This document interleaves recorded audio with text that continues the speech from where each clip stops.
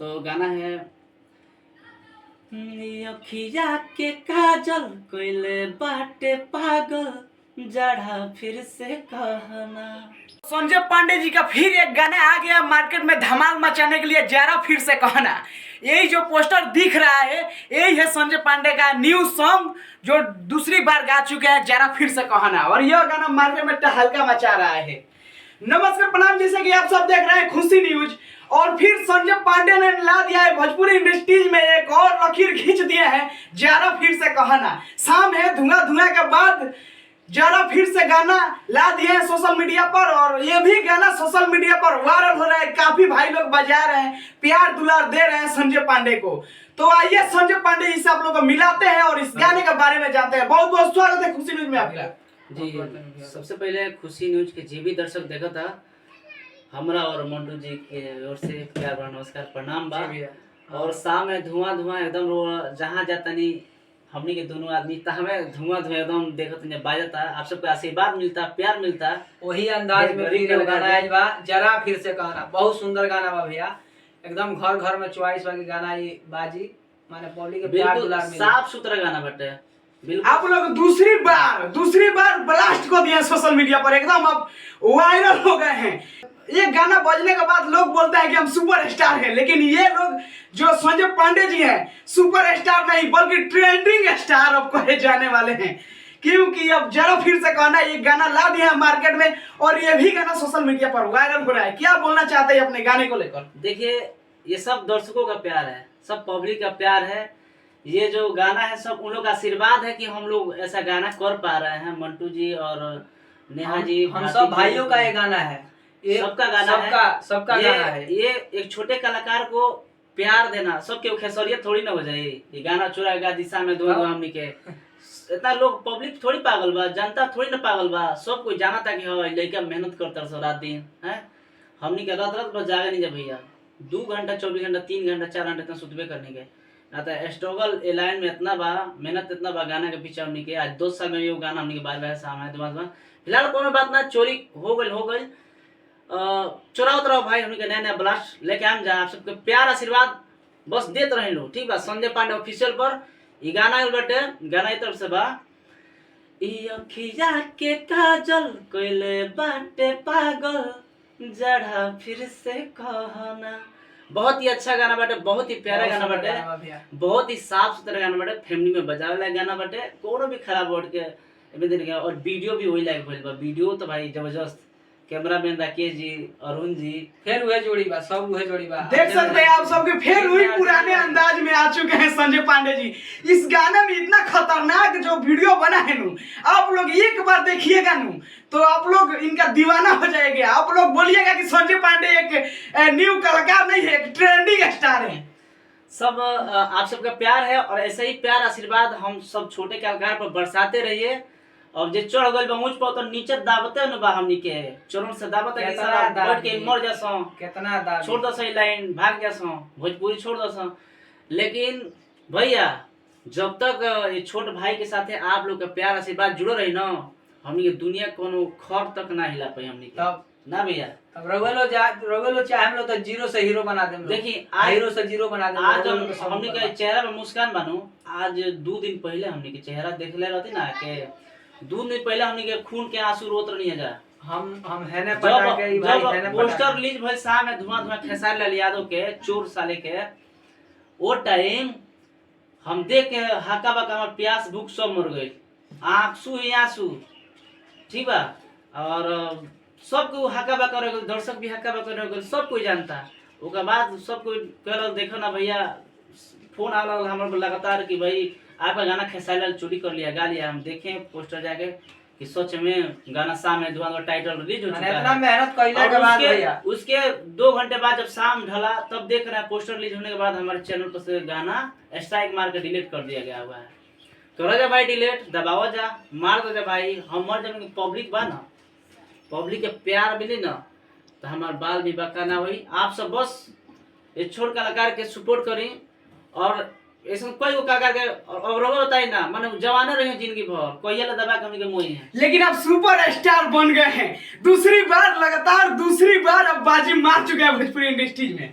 ये सब पब्लिक का प्यार है। पब्लिक का प्यार है, जनता का आशीर्वाद है, आप सब भाइयों का प्यार है। जो भी दर्शक देख रहे हैं खुशी न्यूज गोपालगंज के माध्यम से, आप सब हम मतलब जितनी तारीफ करें उतनी कम है। कम है।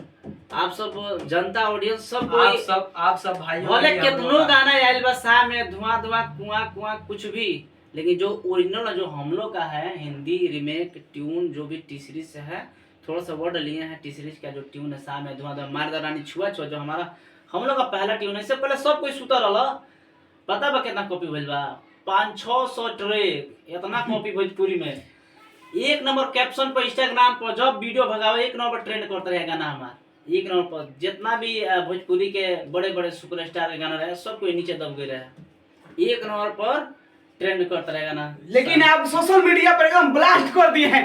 अब हमें लग रहा है कि अब तो मार्केट में हमें लग रहा है कि संजय पांडे का ही खाली गाना बजेगा। अब कितना कितना दिन तक धमाल करने वाले हैं?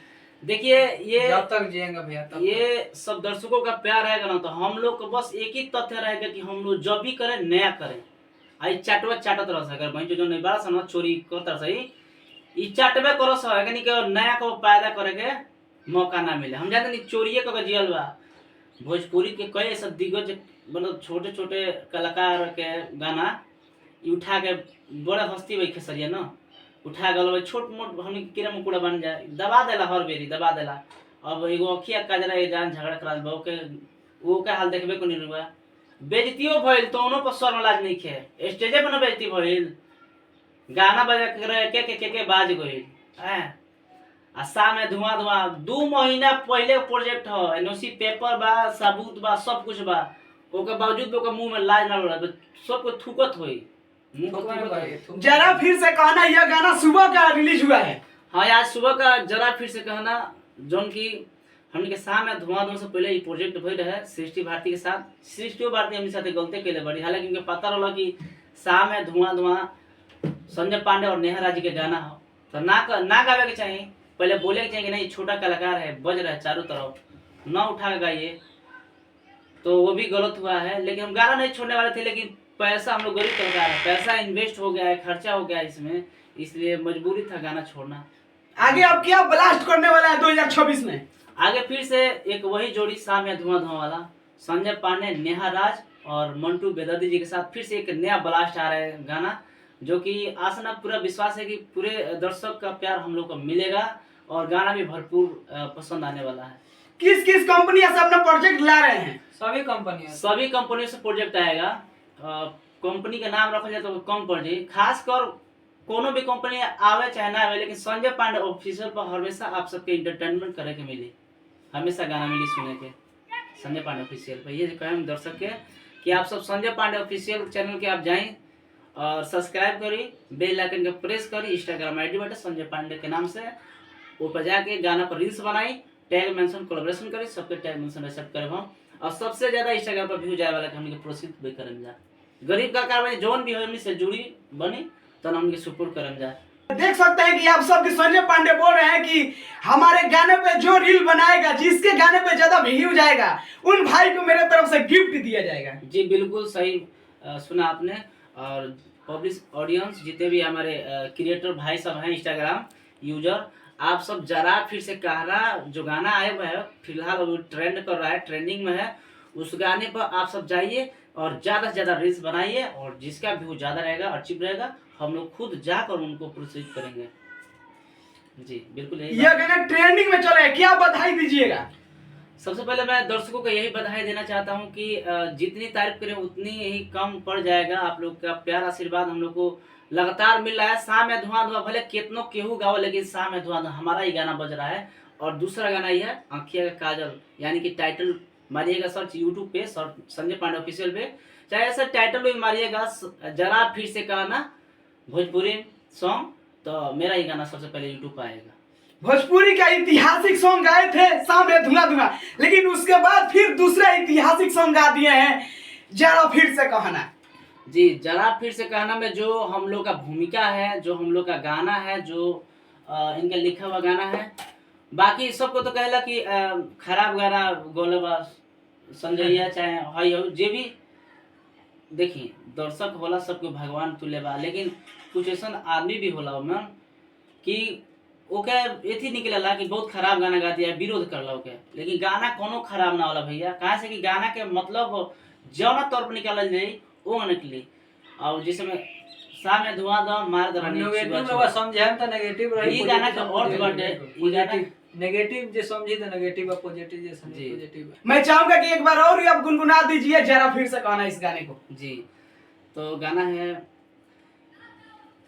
अखिया के काजल कोइले बाटे पागल जड़ा फिर से कहना, यही वाला ट्यून है। बहुत ही अच्छा गाना है, आप सब जाइए यूट्यूब पर सर्च मारिए जरा फिर से कहना और खूब सारा प्यार आशीर्वाद दीजिए। और बाकी खुशी न्यूज गोपाल थी दर्शकों को बहुत बहुत धन्यवाद दिल से। तो कैसा लगा मेरा वीडियो? अगर आप लोगों को मेरा वीडियो अच्छा लगा तो वीडियो को लाइक करिए और वीडियो को शेयर करिए और वीडियो में एक अच्छा सा कमेंट में बताइए कि वीडियो कैसा लगा। फिर मिलेंगे नेक्स्ट वीडियो में, धन्यवाद।